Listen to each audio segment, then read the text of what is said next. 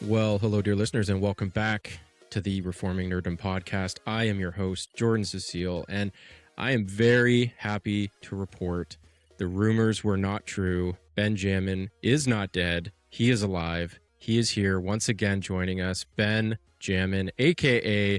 Ben of the Cloth, a.k.a. Headmaster Ben. Welcome back, Ben. Yes, the rumors of my demise were greatly exaggerated. Back from the dead. I feel like I need a little, like Slim Shady, soundtrack going on. Yeah. Guess who's back? You do. But here we are. We did it. It only took, well, I don't know. When did school start? Because it's been that long. Yeah, it has been. But you know what? Our listeners understand. Starting a classical Christian school from the ground up is a noble task, and it is one that even reforming nerddom can take a backseat to. So we're okay. Nate and I got by. It's all right. We survived, but you're back. And so appreciate welcome. the patience. New year, new me, new reforming nerddom. Here we go. That's right. Here we go. Except and we're also Nate failed now, so we couldn't even have an episode of 3 of us at the same time. I know. One day. But you know what? We are very thankful to be joined once again by friend of the show, the one and only of Boffman Bricks, Brent Boffman. Brent, welcome back. Thank you so much, guys. I'm glad to be here. And the only reason that I'm back this week, if you may say so. Nice. Hey, I'm looking forward to it. So yeah, when you heard Legos, you came running. Well, and that's it. There's some pretty big Lego news in the news, but there's also a bunch of other stuff in the news. So today, this is a little bit of a grab bag. We're talking about a few things, but Brent, there's a couple things in particular that we are wanting to discuss with you because you are our resident Lego expert, and I would say one of our Star Wars experts. Ben might give you a run for your money on that, but you are one of our Star Wars experts. So there's some Star Wars, Lego, and individually Lego and Star Wars news. So there's a whole bunch of Lego news, Star Wars news, and Lego Star Wars news. So we've got stuff to talk about there, but then we also have a few other things in the news as well that I was hoping to talk about. We'll see how much we get to. There's just been a bunch of stuff going on. There's stuff in TV, there's stuff in movies, there's Lego stuff, video game stuff, whole bunch of stuff. But Brent, before we get into any of the news stuff, I'm just curious. Last week, we released our episode, our Stranger Things season 5 review, and it ended up being a little bit of a review and of the overarching story, the entire series. But I'm curious, without going too long on this, but I'm just curious, what were your overall thoughts with how Stranger Things ended? Because you told me in the when we were getting ready here that you finished watching it as well. I did. I think it ended well. So it's so long. It's been 10 years since the beginning, and I don't know exactly. I can't remember exactly what went on. I remember the seasons, they kept going, but they weren't as strong as some of the beginning seasons, But overall, it ended well. There was a lot of missteps and weird stuff. The coming out scene was kind of laughable, just the way it was presented. The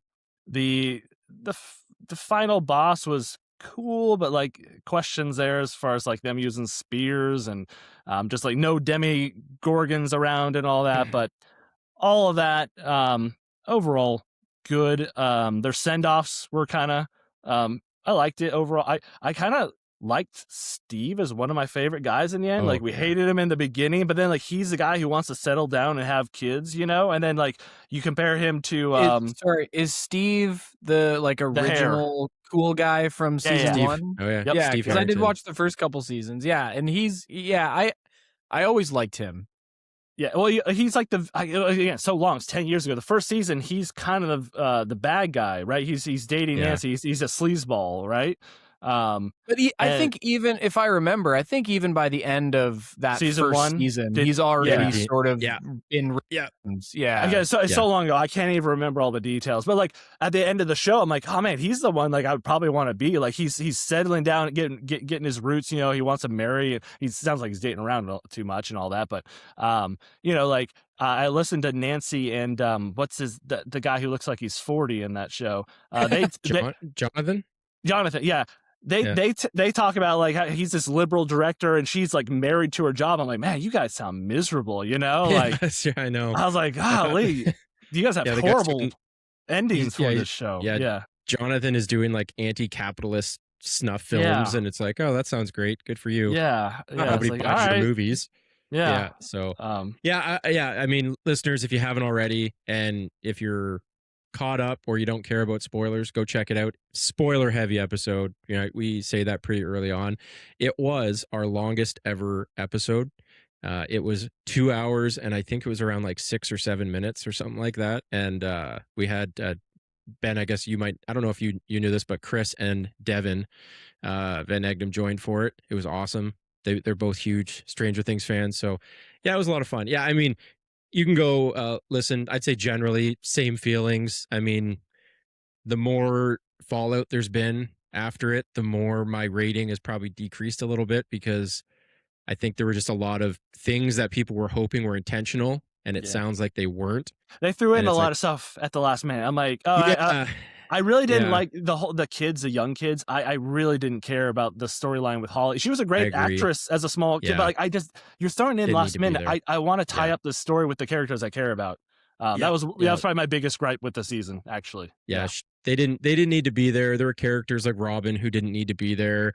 Her and her like girlfriend definitely didn't need to be there. There was stuff like that. There were characters that were weirdly put as like almost secondary this season, which was kind of strange. Like there were Elle and Hopper were a little bit less involved than you would have thought they would be, and Mike as well. So apparently the internet loves Derek. I hate that kid. Delightful Derek, or the other name that we can't say on this show. I really hated that character. Yes. I mean, I couldn't stand him. Yeah. I know. And apparently the internet loves him. Like, oh, so great. I'm like, a little 11-year-old using language like that, like, get out of here. Get out of here. Go home. Your parents need to spank you. Yeah. So anyways, listeners, if you haven't, again, go check that out. If you don't want spoilers, I would say avoid it, but if you're a Stranger Things fan, it'd be great to get to listen and you go check that out. Brent, all right. Brent, my phone must hear that we are having a conversation together, because I just got a YouTube notification from Boffman Bricks. I released about one of your videos. Yeah, small little video today. Yeah. What did you do? Tell us about it, Brent. What was the video? I'm trying to do a little bit like small videos. I just showed a little how to build a chair in my mock. I built a giant mock at the end of last year, and the chairs I use in there, you couldn't really see them in my video, so I just kind of gave a little technique of why I use that chair. It's very meta.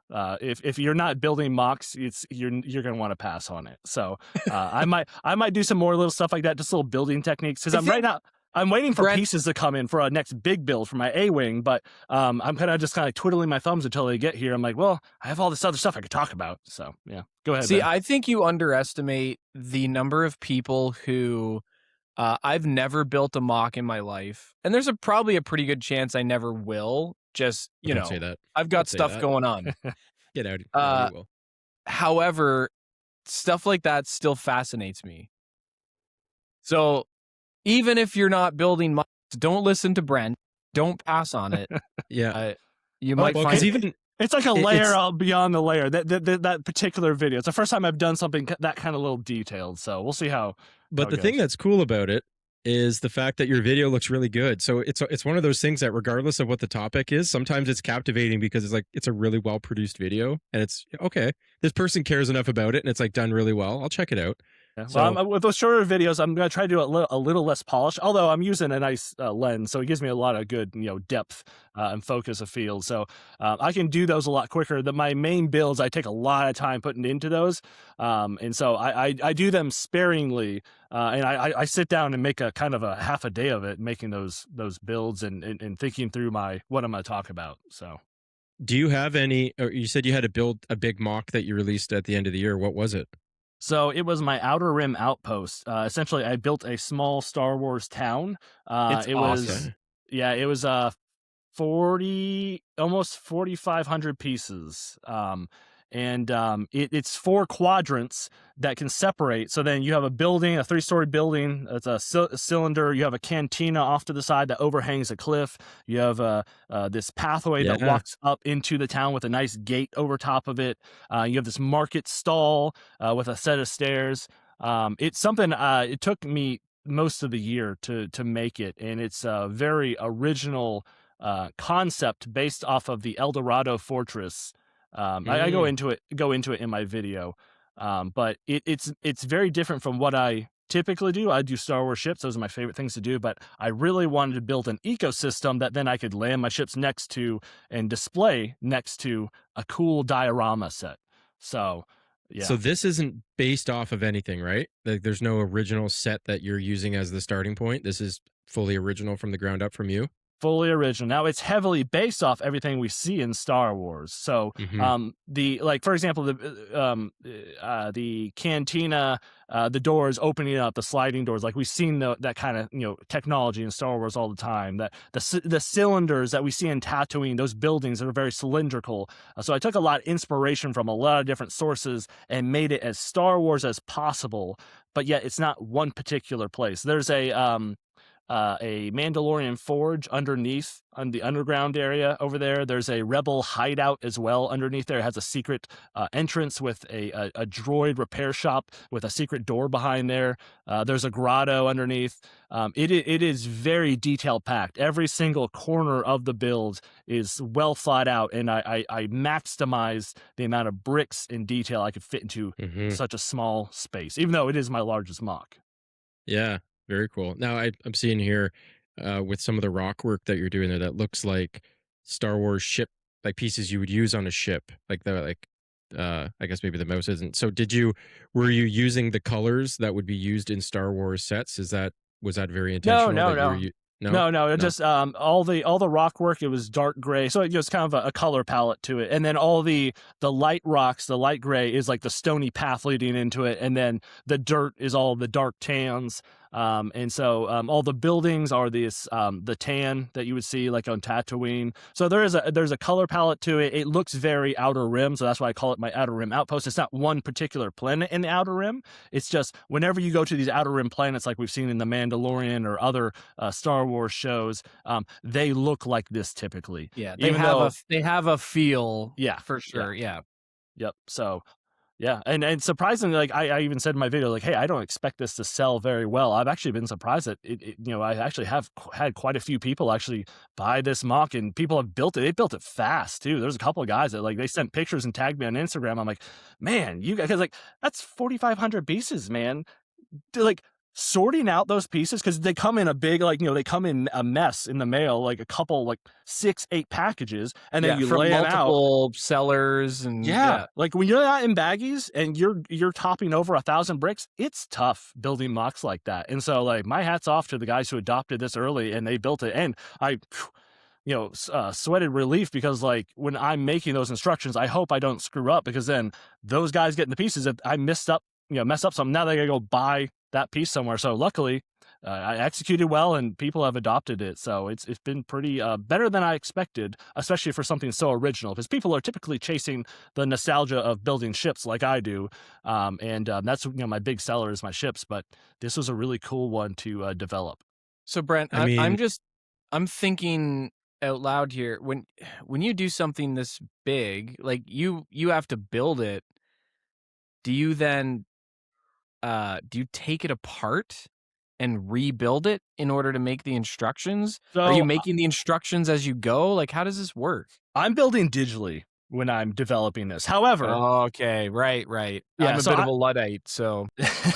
Well, I used to only do physically before I started making instructions. It's just now I've gotten so good and I have such a head knowledge for the physical bricks, I kind of know what's going to work. However, there's many times in this build process where I'm like, I think this will work. Digitally in concept, it's working, but I need to go test it. And there were a few times I had to change things. So I'll take little sections that I know are kind of questionable, like the doors to the guard tower, the cylindrical building, that needed to be tested. So I had to build out that little section to make sure, like, does this hinge work at this? Yeah, like, and hypothetically, this works. Yes. but yes, in the practice, stairs. I have spiral staircase in there. I had to test that out. I didn't want to go buy all these bricks and then find out it failed. Then I have to go back to the drawing board. I just wasted a couple $100 on that building right there. Well, yeah, less than that, but yeah, I make sure to test everything, and at the end, I'm going to physically build the entire thing before I sell instructions to anybody. Yeah, very cool. So, what was the actual part count or like the cost that would build this? So it really ranges, but it's anywhere from like $450 to $550 to get all the pieces. So Okay, yeah. in that range. So like this is like cost wise fairly comparable to like a large scale Lego set. Yeah. Absolutely. Yeah. I mean, the Legos, especially Lego Star Wars, are so expensive these days. Like my prices are competing with actual sets out there. Now, the real catch is paying for shipping and handling from all the sellers on Bricklink. However, a lot of these pieces can be found on Pick-a-Brick, and you're going to get free shipping from Lego. So imagine how much it would cost if you had a smart brick. So you guys know. So, well, you know what, Benjamin, we were going to talk about that a little bit after a few other things, but I think it's probably better. Let's just hop right into that. Let's do it. Because I think that is Brent, you're going on Lego, you're going on Star Wars Lego. So why don't we just hop right into that conversation? And that is the new Lego Smart Brick. And this was, what day was it? Was it January 7th that they announced it? Sounds right. Yeah. Something around there. They said that they were going to have an announcement over this new amazing tech that was going to revolutionize Lego, and what they ended up coming out with was the Smart Play system, which includes a smart brick, a smart tag, and smart minifigs. And Lego is saying, and I guess many Lego fans are saying, that this is the biggest innovation to Lego, some would say since the minifigure in the 70s, and some would say, or trying to say, the biggest innovation since the modern brick design in the late 50s. Now, Brent, do you agree with that? I guess maybe just walk our listeners through a little bit on how this system works, because it's like little mini computers, essentially, in this brick, which then interacts with figures, and there's different things that it can do. So why don't you maybe just walk everybody through a little bit on what this actually is? Yeah, so this is a 2x4 brick, and it is going to emit lights, sounds, that we know of right now. I heard something about there's a microphone in it, but they have not told us or shown us anything about that. There's also it can scan colors of the Legos around it. I'd like to see that more in depth. But what we do know is that there's these little tags, these 2x2 tile tags that then activate the brick. So it'll tell it, hey, act like a helicopter. And so then when the brick also has movement sensors. So when you put that tag on top of the smart brick and you move it around, it's going to go, and it depends on your movement too. So if you're going up, it knows, and if you turn it upside down, somebody was flying an airplane, a kid was flying an airplane, and it was like, oh no, or I think you started doing wah, wah, wah, like when it's going upside down. So it is quite smart, and it's based off of movement and all kinds of sensors inside the brick, and these sounds are synthesized sounds, so they're not pre-recorded. So the sounds being made are, from my understanding, being told, it's instructing the brick, the tag, there's a microchip in the tag, and it's telling the brick, make these sounds, when you do this movement. So it knows to make those sounds, and it's synthesizing the sounds. So that way they don't have thousands of pre-recorded sounds in the smart brick, which I think is cool. That means you don't have to go to an app and program it all the time or update it all the time. I think there is going to be an app for updates every once in a while, but Lego tried to make it very screenless for kids and parents. Mm-hmm. So from what I've seen of it, a few clips and stuff, that's cool, but I feel like that's one of the downfalls of it is, I saw the dude flying an X-Wing around, and Luke sounds like a robot. Yes. And the X-Wing sounds like nothing out of the Star Wars universe. So like these are those synthesized sounds. Like, could you actually just please put a pre-recorded X-Wing sound? That's what a lot of Star Wars fans are saying, as well as myself. And what the LEGO has decided to do is their first rollout is 3 Star Wars sets that they showed off at CES, and there's going to be 8 in total. But these 3 come with smart bricks, and there's an X-Wing, Darth Vader's TIE Advance, and the Emperor's Throne Room. And like you said, they don't sound like Star Wars. So the X-Wing is not making flying X-Wing sounds. It's just making generic space sounds. And the shooting doesn't sound like an X-Wing. We all know what an X-Wing sounds like when it shoots. That's why one of the reasons why we're like, wait, why did you roll out with Star Wars? Because Star Wars is so sound-based. Lucas made iconic sounds, from the music with John Williams to the TIE going, wah, like a screeching TIE fighter. If I have a TIE fighter and it doesn't make a twin ion engine noise, like, get it out of here. Yeah. So like I can do that myself. Yeah, exactly. The synthesized sounds, while cool, I was like, why have Star Wars as your first rollout? Like, the Star Wars people are just picking it apart. We're like, ooh, if you're gonna have generic sounds, make generic sets as your rollout. I'm more interested to see what Lego City looks like, what Lego Explorer looks like. That's more interesting to me. I want to see those things. And one YouTuber, he made a really good comment. He's like, Lego killed Lego Space. All those classic Lego Space themes that were original, that's what you should have rolled this out in. But you killed it because Star Wars, unfortunately, has kind of killed Lego Space. They don't make those original sci-fi space things, which would have been perfect for the Smart Brick. Make original sounds. Yeah, it could have been a chance to kind of breathe some life back. Yeah. So, there are issues. It's cool. It's very cool. It's very smart. It's I don't know if it's gonna last. I'm down on it. I'm not buying the Star Wars sets for sure. The other thing, as a parent, I made a short video about it. As a parent, I'm realizing that these tags is really what you're paying for, because if you want certain sounds, you have to go get that tag. It's like, I just want an accessible brick, where my kids can play with it and it unlocks. But now I have to have all these tags, and they're going to collect over time, and they're small. They're 2x2 tiles. They're going to lose them. They're smart minifigures. So, for example, the Emperor's Throne Room is $160, and it doesn't look like a $160 set. And so I'm assuming the only Emperor Palpatine with a smart tag in it. So if you want the Emperor Palpatine and whatever noises come with him, that's an $160 figure. If my kids lose that figure, I'm gonna be pretty upset about that. It's like, I don't want to babysit their expensive toys. Nobody's buying these for their kids.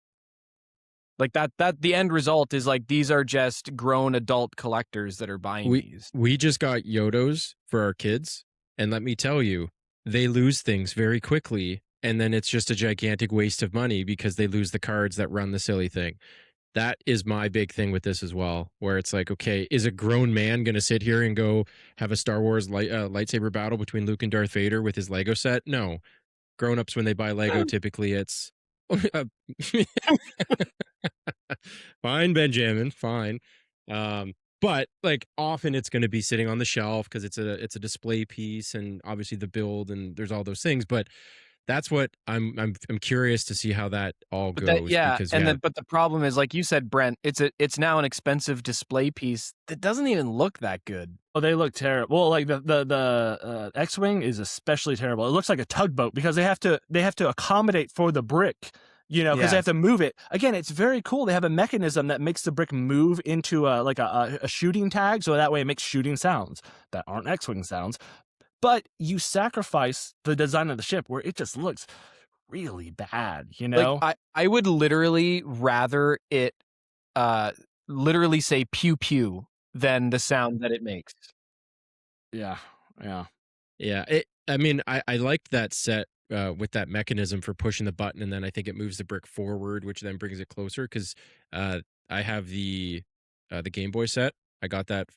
Melissa bought me that for my birthday, and it's actually really impressive how they made it with the buttons and with the D-pad, and even the on-off switch on the side, and has like that tactile feeling. It's actually really impressive. So I'm sure that's very satisfying to push the button down and to have it make the noise, but They I don't know. sacrificed a lot for it, and I don't think I'm skeptical it's going to pay off. You know?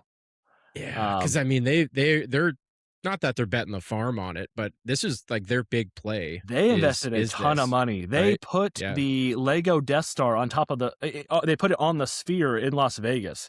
They spent probably millions on rolling this out, just like advertising it. I'm seeing it on IGN, on Wired. You know, I'm seeing all the normie tech guys cover this, where I don't usually see that with Lego. So they're really rolling out hard, trying to get good PR on this. And it'll probably sell well. I don't know. I'm so in depth in it. Maybe I'm just too in depth in Star Wars and Lego, where I'm like, I'm gonna pass. But maybe normie parents are gonna be like, oh yeah, this is amazing. You know, I don't know.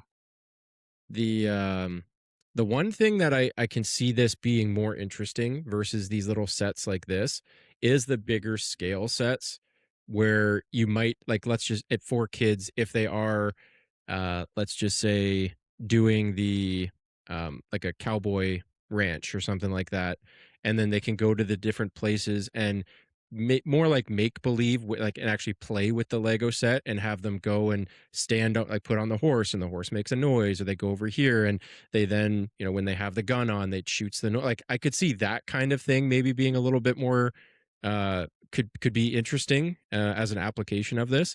And so I was actually thinking of some other ways where it could be cool, and a couple that I can't remember if I saw maybe somebody else saying this online, or but it was the idea of have either of you guys played or seen like Warhammer 40K, or just like when guys have the big table set up and they have their minifigs and, you know, they're actually battling? Are you guys Vaguely familiar with that?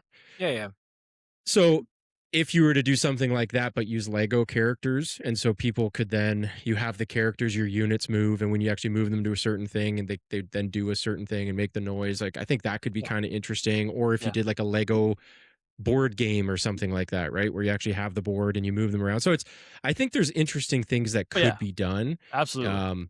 But I think the jury is still out, because that only is as good as. There's a lot more that I think needs to be discovered about this brick. Like I said, somebody, I think it even says on their website, or somebody found that like there's actually a microphone in it. Like you can choose to turn it off as a parent on the app or something like that. So I was like, what's that for? You know, like, so there's a lot I think that's still yet to be discovered. What that's for.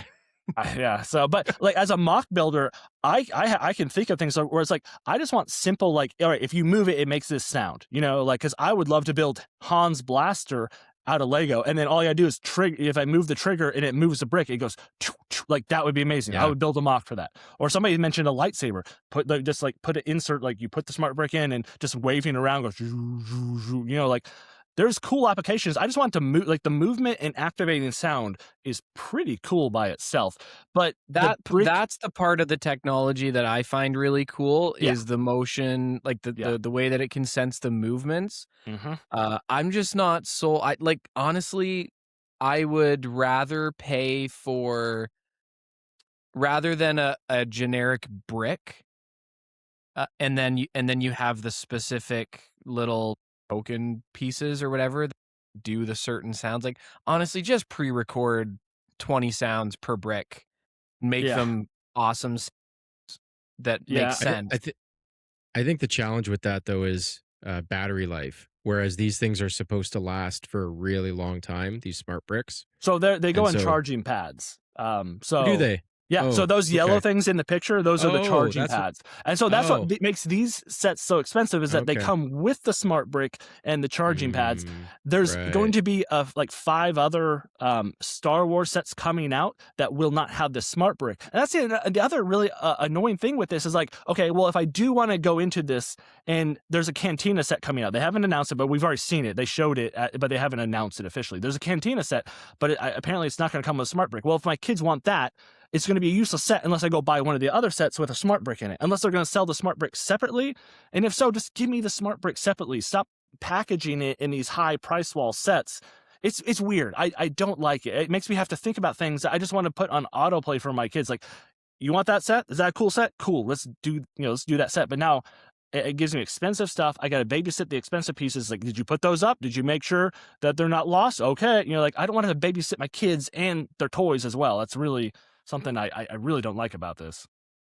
Has there been any mention from LEGO on the mock community of whether there's like No. API access or No, I'm really interested to see people hack this because like it's That's what I was like. Yeah. Who's the first person that's gonna make a bootleg Lego that's smart brick? Yeah, apparently people are saying like you could like there's things you can do through your phone. They send out a signal. You know, it's like NFIDs or something. This is something I don't know anything about, but I'm waiting for something. I'm gonna see like how fast will it take until someone hacks it, and that'll be interesting. Because that's I think where that's where it's like just- real innovation's going to come though, right? It's Yeah. like the App Store when it launched with the iPhone, it was so limited, or like when the iPhone launched, Yeah, it was so 10 limited. apps Then they opened it up to the App Store, and they only did that because somebody jailbroke it, and then there was a third party app store that people started using, and they're like, well, crap, we don't like that, and now it's turned into we what might it as is. well So, get a cut. and of which they've done okay. But I think that's where this becomes interesting, where you have that mock community where I think you could start seeing some pretty cool things, right? Where if you like, even I'm just thinking, like let's say you did like the Lego City, like you mentioned, Brent, like an apartment building, and it had an elevator, and you could have it go up where, you know, when it goes up to the different floors, the lights go on as you're going up the elevator. Makes a ding sound as it goes up. That would be pretty cool. Like that's a little thing, but it's like that's actually really cool. The first thing they should have rolled out, fire truck, police car. Like that is just right. Like, come on, what are we doing here, guys? Like no brainer. You're right. Yeah. And they're going to be cheaper because you're not paying the Star Wars tax on the Lego set. Well, you shouldn't be. I don't know. You know, honestly, maybe Lego's not making a whole lot of money on these because maybe that smart brick is really, really expensive. I mean, it's pretty dang smart. Like, there's a ton of stuff in that thing. I don't know what that's costing them. Maybe, you know, they're not making a ton off those smart bricks. I kind of doubt it. I think they are, but who knows? I don't know. It's an interesting situation. So, yeah. Like for me, I'm just like, I like the innovation's cool, technology's cool. I just think it's silly right now. Maybe in the future I'll completely change my mind, but I would never get one right now in a million years. No, I'm not an early adopter of technology. Yeah. I could see, like, I watched the one video. Well, here, you know what? Let me pull up the quick look. I think this is the one I wanted to show. So let me see if I can get this playing. Yeah.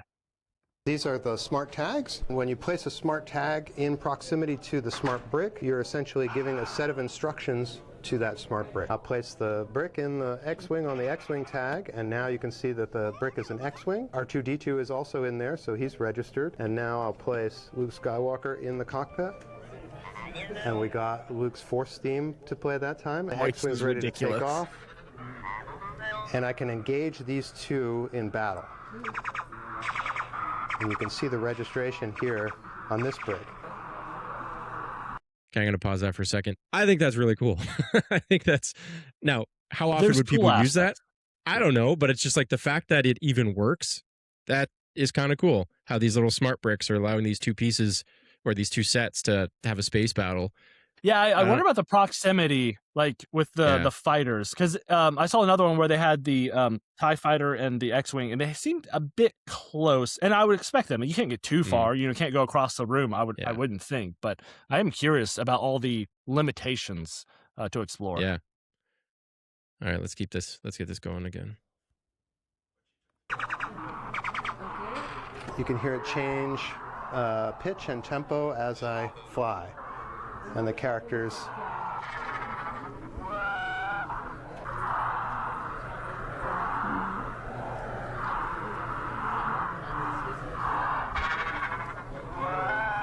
lightsaber tag here, and I'll add the brick to the lightsaber, and you can see it's glowing, and Luke has registered there. He's fired up his lightsaber. As I move that around, you can hear the hum of the lightsaber. And then I'll add a tag for Darth Vader. And he starts to breathe there.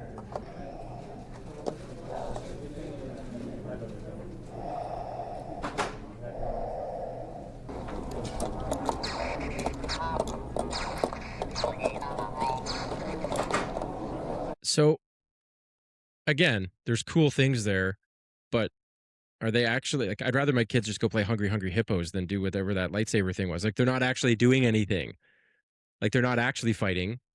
So I mean, the implementation seems a little off, but I could see what you guys mean with the sounds aren't quite right, but right, like they're Luke obviously, but Skywalker. Whoa. yeah, but like the duh, duh, duh, duh, duh, duh, like that wasn't terrible, and I think we have to think of this. This is a first gen product. It is going to get better, but I just think there's things there where it's like how are you detecting pitch or like different heights and movement and stuff like that's all in just like this little tiny brick with a little I mean, that crazy technology thickness. exists in your iPhone.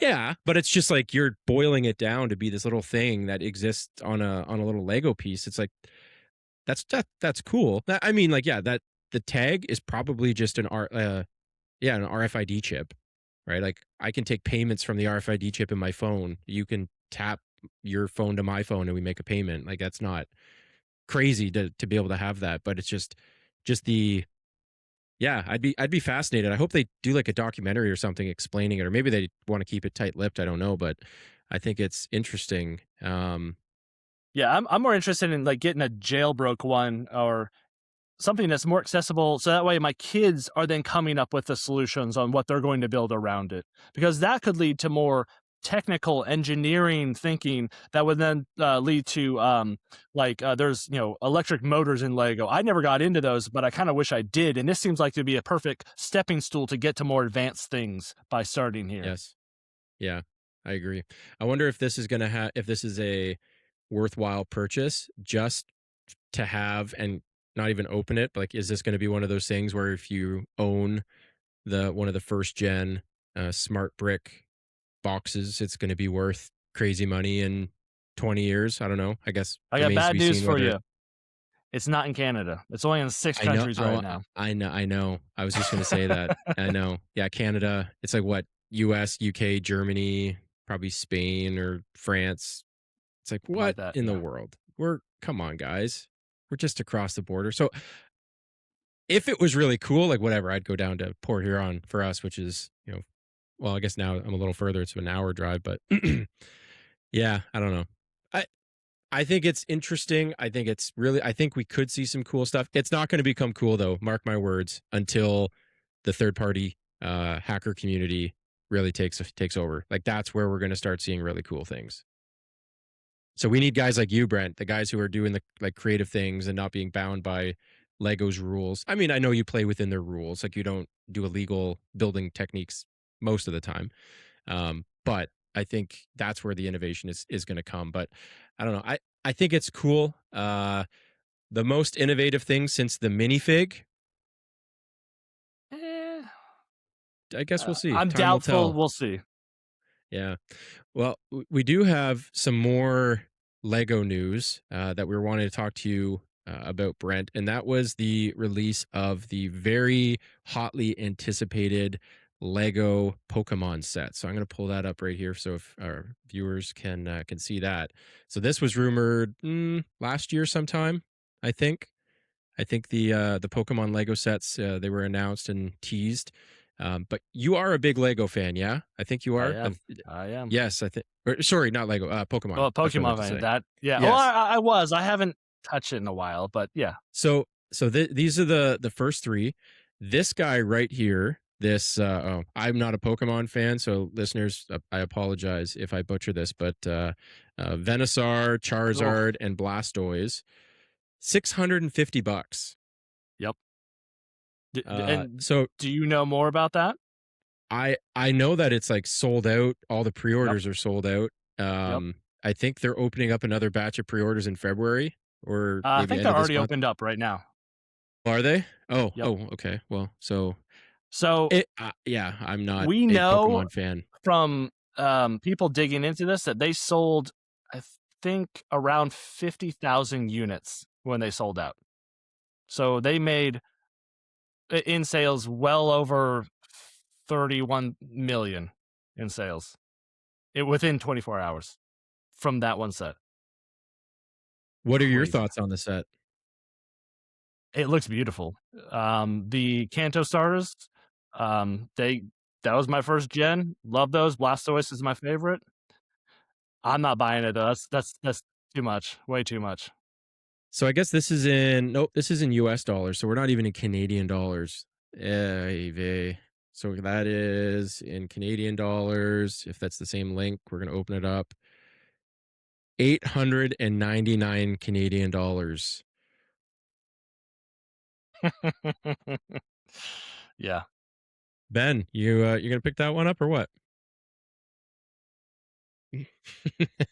Call me when you can make a Pokemon set that's like that, like you got that Pikachu one there. Call me when you can make one that you can fold up small enough to fit in the Pokeball.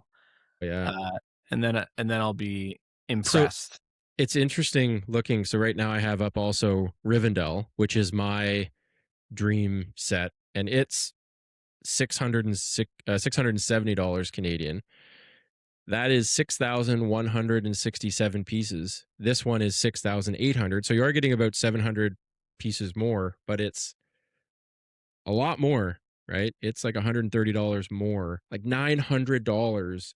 Actually, is that as much as the new Death Star? That's a question. Death Star is $1,000 Canadian, I think. $9.99. I know because my kids asked for it for Christmas. $12.99. $12.99 for a set that. Okay, Brent. Here's your thoughts on the Death Star. We'll go back to Pokemon for a second, but thoughts on the Death Star. Do you like this? No. Yeah. Okay. Good. I don't either. It's a little better than I thought. By the way, whenever something comes out, I'm pretty much spoiled on it before it comes because like the leak community is very strong in Lego. So like when I first got like glimpses of it, I'm like, ooh. There are some really cool things in there. There are like the elevator goes from the top to the bottom. I really like the hangar, the small Imperial shuttles are a really cool build. There's a lot of really cool details. I don't like it though. No, overall, I would never touch I feel like this no. would be a pretty decent like play set. But who the heck's gonna play with a $1,300 Lego set? They sold out. They sold out when it came out. Yeah, but nobody's gonna touch it. Like, that sits on your shelf behind iron bars. Yeah. Yeah. And for me, it's all about scale. Like you can't scale a Death Star. Like I would just be more interested in just like a set of rooms potentially of the Death Star. You don't need to put it inside of the sphere, the circle here. Yeah, the Death Slice. Everybody calls it the Death Slice. So no, like I would spend my money on so many other things before I would ever consider getting this. No, it's not up my alley. I agree. When I saw it, I was very surprised. Because what is it? The other one. The previous one, I can't remember. I don't think it was anywhere near as big as this. It's actually like a yeah. The previous Death Star. Yeah. Yeah, it was a lot smaller. It was kind of blocky too. It wasn't as well received either.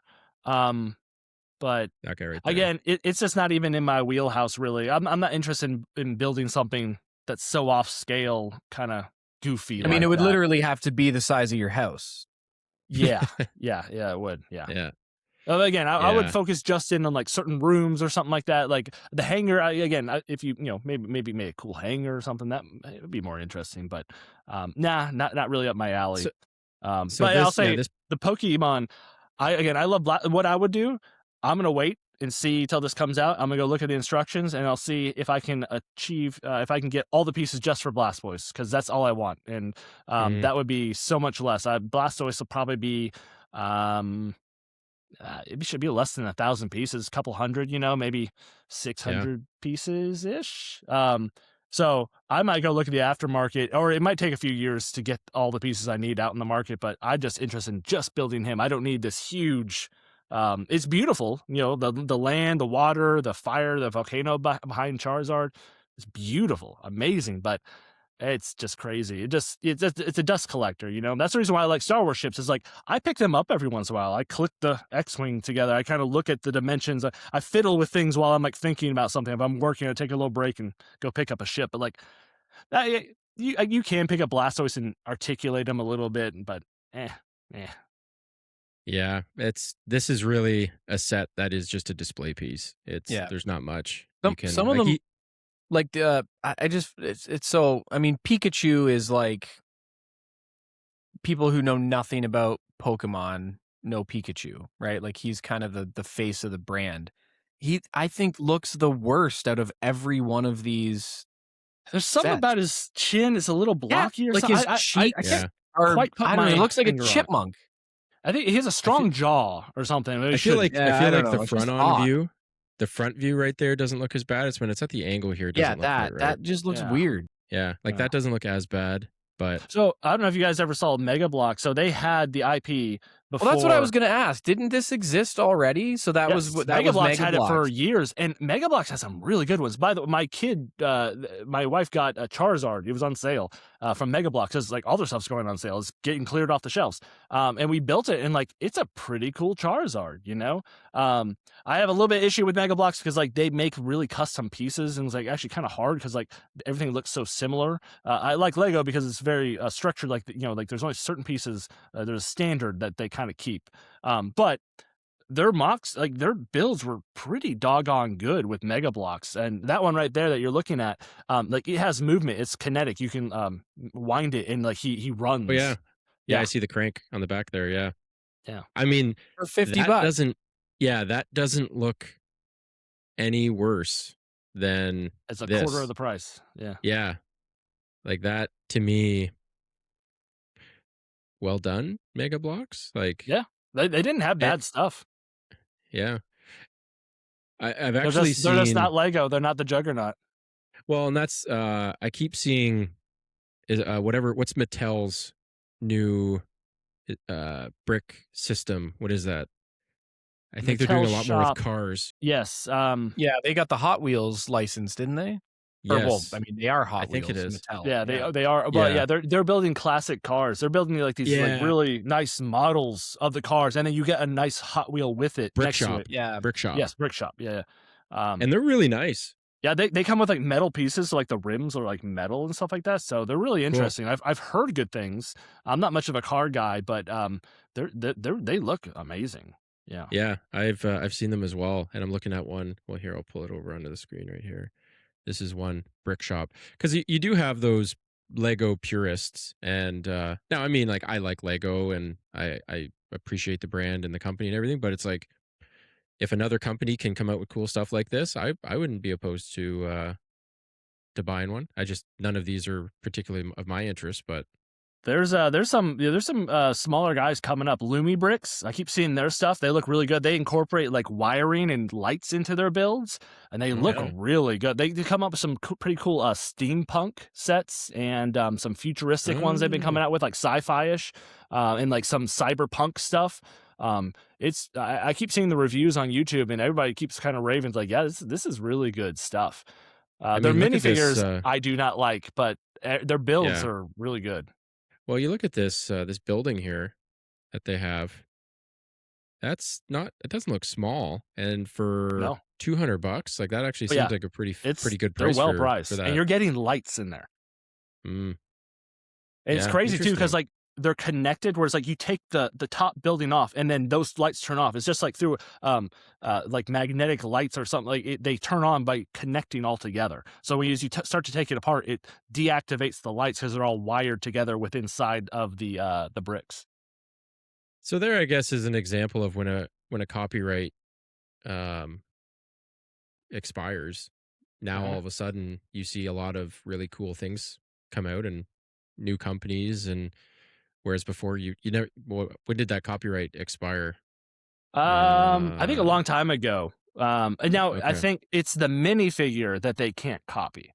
And Lego will sue them. So I think that's the only thing that Lego has that they can't replicate, and that's why they have those kind of goofy minifigures. Yeah. Okay. No, those are very cool. I mean, just use your Lego minifigures exactly with those super cool sets. Yeah. Yep. I mean, yeah, like these. Now the price of.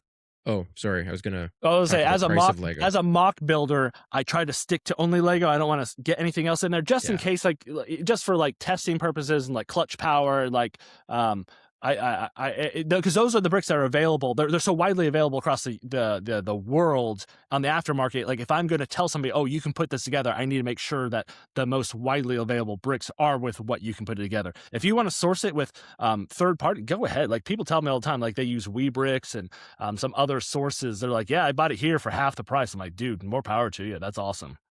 Yeah. So what are you thinking right now, Brent, about the price of Lego? Because I mean, that's the thing I keep hearing people talk about is just how crazy these sets are. Because there was one, what was it? Oh yeah, it was the Hogsmeade Village, the new Hogsmeade Village. So funny enough, my wife, we finally finished our Hogwarts mini scale, which ended up being a really fun build. It was actually really great, and it was a great scale, great size for Hogwarts. And so we finished it, and then she asked, "So, like, what are we going to do next?" Which I was not expecting. So then, her being a huge Harry Potter fan, it's like, okay, let's look into what our options are for Harry Potter Lego. And so then we really liked the look of the Hogsmeade Village, and any review I watched, they all just said like, this is such an outrageously overpriced set, like don't buy it. And I'm pretty sure still an exclusive set to Lego, so you can't buy it anywhere else. So it's not going on sale. And yeah, the price per piece is just outrageous. And so yeah, I agree. Especially Star Wars is one of the worst when it comes to the Star Wars tax. That's what we always refer to it as. They're very badly priced. I rarely ever buy a set at full price. Rarely ever. There's only been a handful of times I ever have. It's only because like opportunistic stuff that I can then put towards my channel and potentially make more money off of it. yeah. But like I always at least 20% minimum, because typically most sets go on 20% off. I try to get down to 30 or even 40% if I can.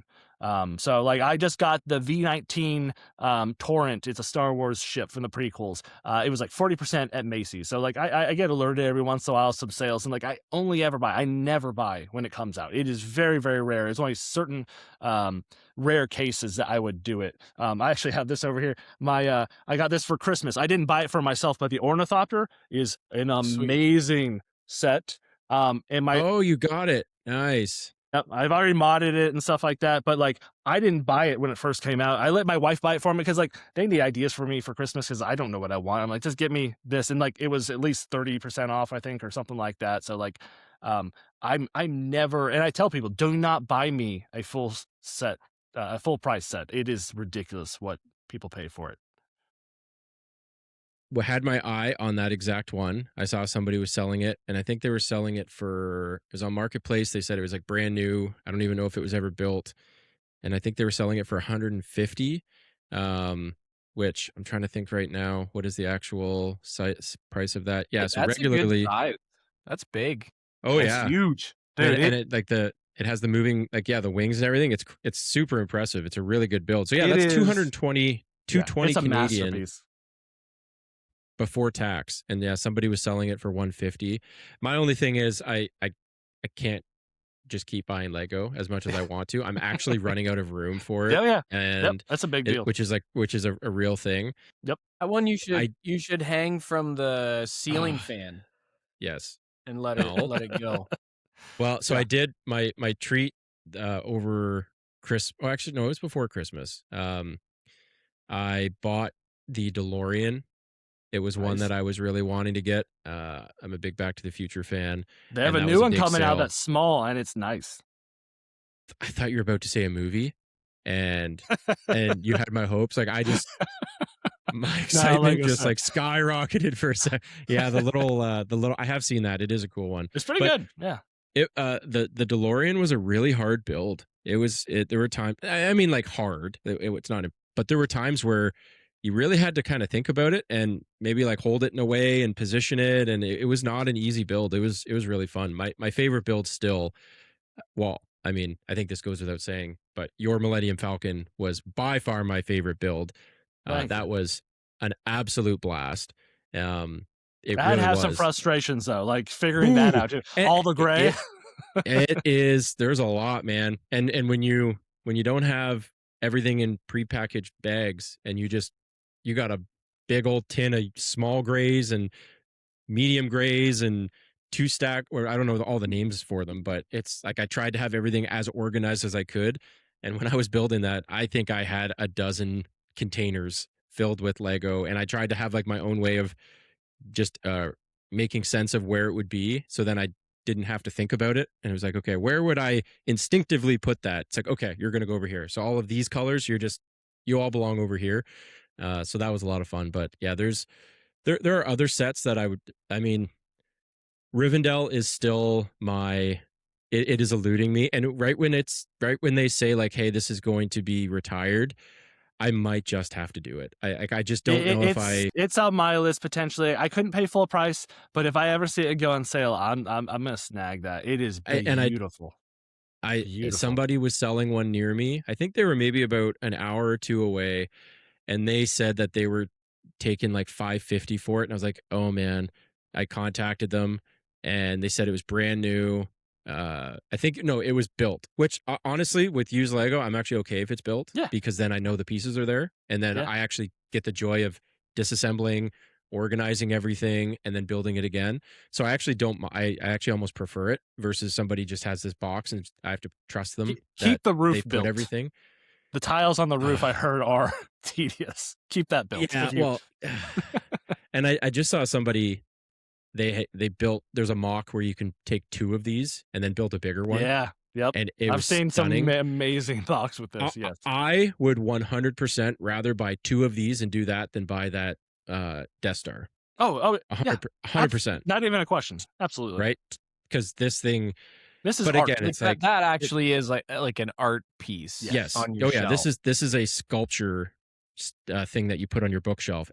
Honestly, it sounds funny, but the Harry Potter Lego, it actually is that. And we've had people come over and look at it, and it's like, oh wow, that's actually really cool. There's some good Harry Potter ones. They just look at it, and because it ends up being a bit of a centerpiece, and so it's on our bookshelf, and it was really funny. I took a picture of Melissa because she would have just hated me doing this, but we had her family over for Christmas, and she had her sisters there, and they're all big Harry Potter fans, and they're just like, and they're just turning it around and looking at it. I was like, well, I am taking a video of this and a picture, so you all know that, yes, this is cool, because she still gives me a hard time about liking Lego. And then we actually had a coworker, a friend of hers from church, actually it was Cassie Ben. She was over, and Mel was trying to make fun of me for liking Lego, and Cassie's like, what are you talking about? I love Lego. It's like, yeah. My people. Yeah, so I got a question for you guys. We're a Christian nerd podcast. At what point is it sinful to be spending the kind of money, the kind of dough for these sets? Well, that's so hard to say. I mean, I know. Yeah, I mean, I just think I think the wrong way to put it is to even include the word like Lego in the conversation, because it doesn't matter what it is. Yeah. Right. And that's the problem is like people view it as it's a kid's toy. So you should shouldn't spend any money on it. But it's just like, if you just view it as a hobby, like every person on earth has a hobby or 2 or 10. And if you have the means to enjoy that hobby without, starving your children, then enjoy your hobby. Yep. Yeah. And if it happens to be Lego, great. Yeah. There's guys too that like they invest in Lego. Like that's their thing. Like they're making money off of buying, sitting on the shelf, leaving the boxes there, and then selling it later and making a penny, and they're enjoying the ones that they do open up. So it's like, I get that, but yeah, I've seen a lot of people, it's like, man, you are buying a ton of Lego, and like I don't quite understand why. Well, I can understand why. They're single, they don't have families, they got some disposable income. It's like, oh man, when you get some kids, just wait. Like I would feel guilty. There's certain things where I'm like, no, I can't do that. It's like there's just better things I need to spend my money on. And again, it's different for every person. And that's why I try to. That's what I do with my sets. I try to make them affordable. I don't go crazy out there with these, But I mean, then again, I just made a $500 mock set, but I think it adds. I think it looks more like this Rivendell set where it's like this piece of art. Whereas like the Death Star, it's like I just don't find value in that Death Star. The Rivendell, I'm like, man, that is just again like a piece of art. I think one of the ways that I feel like I can justify spending more on some of these more expensive sets, if I were to take it apart somewhat regularly and then rebuild it, because I think if it is just a single build, now this is still probably going to take you 20 hours to build, maybe not that long, but it's still going to take you quite a while. Yours took me like 30 hours probably, but that was like a crazy puzzle as I was also building the Lego. So that was a big reason why so that's why I actually really like the mock, because it felt like the time per minute or the cost per minute, not that I want to think of it in that terms, but if you were to, it actually spreads it out quite a bit and it becomes a far more cost-effective thing. But I don't even remember where I was going with that. Anyways, I just think if we could rebuild it over and over again, then it becomes more reasonable. So that's actually what we were wanting to do with the Hogsmeade Village. Is we were thinking, okay, it looks Christmassy. It looks like a Christmas town. You can go buy Christmas sets that are just like generic Christmas sets, but it's like, oh, hey, why don't we buy Hogsmeade and then every Christmas we can build it with the kids. We can take it apart after Christmas. We can build it, put it up on our mantle, on our fireplace. Oh, and that seemed pretty cool. It's just it became so expensive that it was like, okay, we can't do that. But like I'm trying to make Rivendell seem like a Christmas village is what I'm trying to do, because I want it really badly, because I think it is just stunning. And just throw in the like Santa on his sleigh on the roof. Yeah, there you go. By the way, there is a heavy rumor. It's pretty much true. Like the rumors I hear, this one I can almost guarantee is going to come true. There is a Lord of the Rings set coming out this year. It's going to be the largest one ever. Do you know what it is? I do. It is like the largest Lego set ever? No, largest Lord of the Rings. Oh, okay. I forgot what the piece count was. A second, I'm gonna throw it up. You're gonna pull it up. Yeah, I mean we don't have pictures yet. But of what people are speculating, and you tell me, I'm pretty sure this is what it is. 8,000 pieces. Minas Tirith. Yes. Is that right? Is yeah, that 8,000. Yep, that's it. That's the one. Yeah, they're estimating around $600. I'm sure that's super cool, but that is the most monotone. Yeah, it's true. It is true. Yeah, it is true. But that would be really cool. It's still I mean, I actually really also like Barad-dûr. It's just, where do you put it? Yeah. It's just a beast, right? Yeah, it's not actually realistic to put anywhere. Yeah. And I love the architecture of Rivendell. I liked all the different, the whimsical and the natural, a lot colorful more to look at. Yeah. I think it's actually beautiful. And I think they and that's where I'm just thinking, like, dang it, I need to get this set. We're talking you into this, yeah. But it's like $700 I don't think he needs for a piece. Yeah, that's true. I am okay. What can I sell? It's I mean, if I even get it. How many kids do you have? Yeah, they don't have one toys. Spare.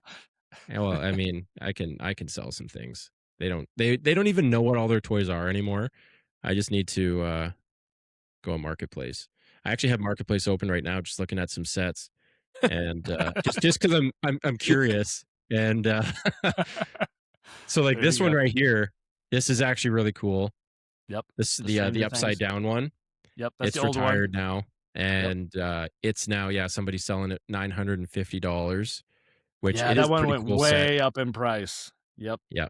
That timing of retiring it was not coincidental. And because that, Ben, I don't know if you know, the whole thing just flips up. Like, it actually is a reversible model too. Yeah. It's really cool. And then this one, the Star Trek, the Star Trek. USS Enterprise. That's I've heard people say fairly positive things.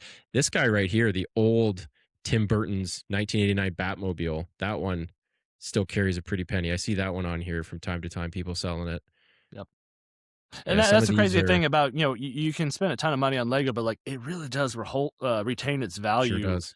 Yep. quite a lot. And that's why you have so many people like they're into Lego because of the investing side of it. It's kind of crazy. It's really crazy, but yeah. Well, and that's the heartbreaking thing when I'm trying to like I want my kids to enjoy it. I want them to play with it. So like all my kids like playing with Lego. My son in particular really loves the Star Wars stuff and then all of a sudden I find my Han Solo minifig just under the couch. It's like You're like, Haddon, this is your college fund, man. yeah, like come on, man. Yeah. What are you doing? I've told you. But so it's like I don't want to be so consumed with it, but it is true, right? Like a lot of these I sets, have separate Legos for my kids. Well, they can't play with right now because we have a 14-month-old daughter. So like, and she puts everything in her mouth. So like, I want to do once he gets older is I have a bin and I just like they can dump it out on the floor and they can do whatever they want. They have a ton of them. You can build whatever you want with it with those Legos over there. These are daddy's, and then you can play with mine, but you have to ask me. I don't want you losing anything on it. If you do, just let me know. But yeah, I kind of separate. Like here's a loose bin of a bunch of them. What's that Viking This, village down there, Jordan? That one looks cool. Middle row there, far Yeah. left. Yep, That that was looks on neat. sale at Target just last year. It's probably out of stock now. It got down low. It was a pretty cool one. Yeah. I feel like you guys get better someone- Lego sales than we do. We don't get very Yeah, good Lego sales. never goes on sale up here other than like at Christmas you'll get a few, but like never ones. It's Not the kinda good ones. Yeah. Yeah, not So, the good sets. That one right in the middle at the top, it's that little village right there. No, right there. Thieves of Tortuga, the white box. That one. Yep. These are Bricklink designer program sets. They're really cool. So, do you guys know what Bricklink is? You should know, Jordan, because you ordered. Yep. Every couple of months, I've not bought one yet, but every couple of months, designers submit towards the deadline of a set that they would want to build, and then Bricklink by Lego approves like, okay, these are the sets, and they release maybe 8 sets at a time per series, and they've done 7 of these so far, maybe. And there's some really cool ones. Like this one is like Thieves of Tortuga, so it's like an island tropical theme for your pirates to go to. And they've So these are like Lego approved. Yes. But yeah. There's very limited quantity. So they sell very fast, especially if they're very popular. That boat right there, that ship, that's a new one that's looks pretty good. The castle. So that's one thing. Castle has really declined. They don't make castle sets really anymore. Very, very few castle sets. But in the Bricklink designer program with all these old castle fans, they make some amazing castles. There's a siege encampment castle set. Is that Transylvania, I think, down there. There's some amazing sets that fan designers made, and then people vote on it, and then there's a limited quantity. Actually, they might be upping the quantity. They've been upping the quantity because it's been getting more popular and popular, but they're very much more limited than a Lego set. A Lego set will typically sit on the shelf, a year and a half, maybe 3 years. But these, it's just like once they made them, then they're gone. So Brent, riddle me this. Why are everything I see from like the mock community, Bricklink, all this stuff, like they're superior sets to official Lego sets in every way. They look better, they are cheaper, seems like, as far as the these are on about par with Lego cost. Okay, but like yeah. so what is like what is in Lego's mind when they make a, and what do they care about that's making it so that they can't make sets that are as good as the mock community? If that makes sense, you know what I mean? Like, yeah, I have a few answers. What is it they're going for? Is it just a cost thing? Are they making more money by making them the way they make them? Or I don't know. Like, what is it? So like one of the things that bothers me about Lego sets, but I understand why they do it, is they'll put in other colors that don't match the set in there. So that way it's easier to go through the instructions. So that way when you have the hot pink, piece in there, it really stands out in contrast against the instructions. So it's easier to make your way around the build. So they're more easy for people to get into. Like for example, this ornithopter right here, this had a ton of like these pins that were miscolored, and I went through and changed them because they were stood out. There's these red ball joints, and it's because you have so much black and gray. It's really hard with so much monochrome, colors. The designer's trying to make it easier on you, easier to build. I object to that with, this is an 18 plus set. Kids shouldn't be building this anyways. Please give me my black and grays. That's ridiculous.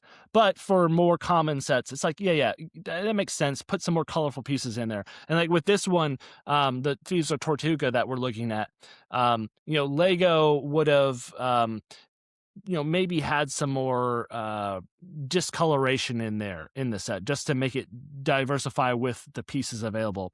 I also believe that, and I don't know this for sure, but I'm pretty sure like Lego designers, they don't have every piece at their availability. They also have like stock that they're allowed to use, I believe.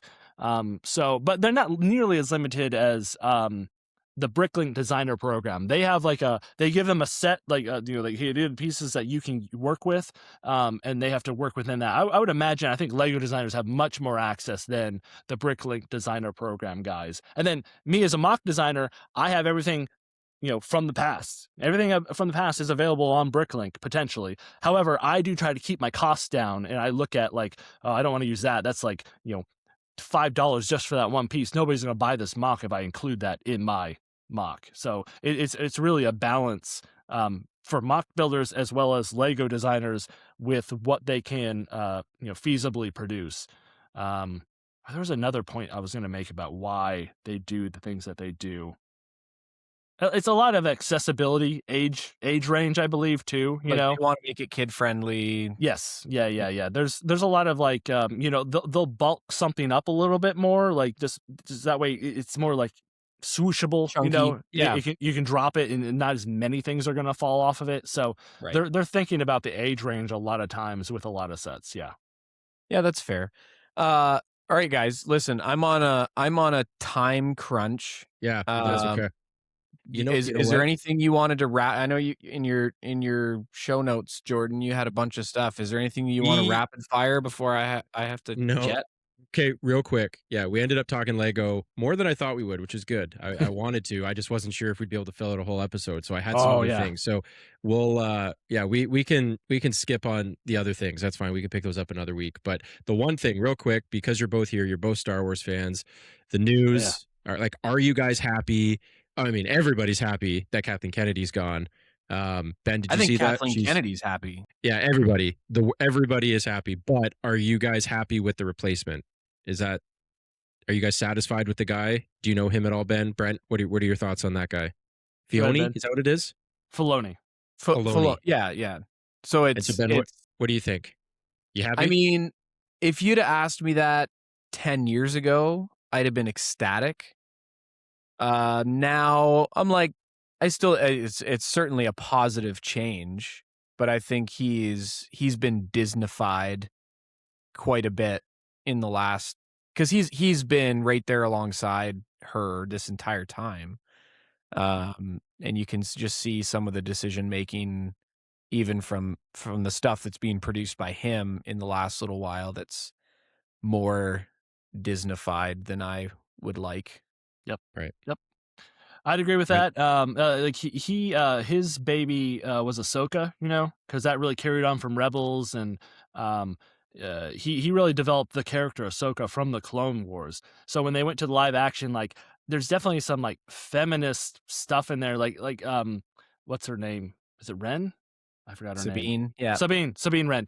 I was like, man, I really did not like that story. And I didn't mind her in Rebels. I watched Rebels, but that's Filoni. Rebels is my favorite animated Star Wars mile. But you can see where Filoni has now come, and it's like, man. Ahsoka, I was like, take it.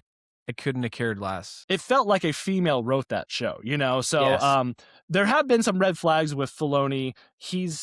What I think Filoni, from my assumptions and what I've heard, what I think Filoni's really good at that I want him doing is I want him to be the nerd on set and in writing rooms, making sure, no, it wasn't that ship, it's this ship. No, it wasn't this character, it's this character. Because so many times you can tell when new age writers come in there and it's like they didn't get the details right. Whereas Filoni has that knowledge. He's that nerd. That's the lore tech guy. Yeah. I don't know if I And want I do him think- running things. Yeah. Yeah, I do think he carries on maybe better than anybody else the essence of George Lucas. Yes. Yes. At least more than anybody else that they have tried since the Lucas era. He worked alongside him. He gets it more than most people. But yeah, I think like everybody, he's now been with. I feel like he needs a Favreau, like that first season of Mandalorian. I think he needs some sort of like kind of cinema guy and better. Just a really good director. Yeah. Yes, him in tandem with Favreau in season 1 of Mandalorian was really great, and it kind of fell apart. And I have some assumptions that I think why. So it's a huge step up from Kendi. However, she's still producing, so it's like she's still going to be involved. Like I don't really trust the system. The mouse still has its hands on everything. It's making them their puppets. The mouse. Yeah. So I'm not holding my breath. All right. Well, that's good to know. Yeah, I have not really watched as much of the newer stuff. Like, obviously, I don't think many of us or any of us watched Acolyte. Maybe Ben, you did, but Brent and I did watched not. Some of it. Yeah, more for the memes than anything. But I didn't watch season 3 of Mando. I need to do that. I have not watched any of Ahsoka. I gotta do that. I actually liked Ahsoka probably better than season 3 of Mando. Maybe. Okay.